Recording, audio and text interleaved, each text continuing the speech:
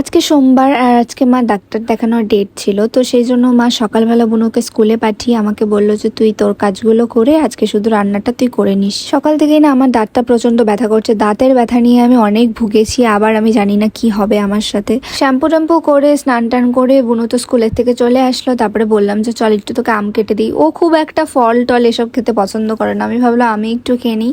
তারপরে আমি ভাতটা বসিয়ে দিয়েছি। আজকে আমি এক তরকারি ভাতই করেছিলাম, আর সেদিন না সোমবার ছিল, সোমবার করে আমাদের বাড়িতে নিরামিষ খাওয়া হয়। বললামই যে মা আর বাবু গিয়েছিল ডাক্তারের কাছে, আর কিছুদিন ধরে না আমাদের গ্যাস ওভেনটা খুবই প্রবলেম দিয়েছিল, কিছুদিন বলবো না বেশ অনেক দিন ধরে।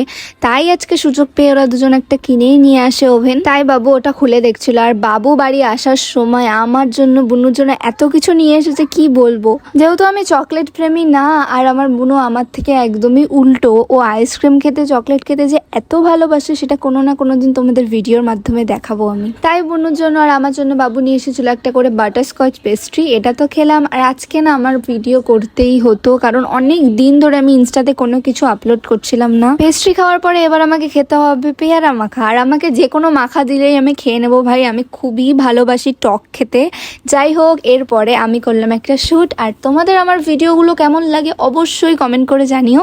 আজকের জন্য এখানেই, সবাই ভালো থেকো, সুস্থ থেকো, টাটা।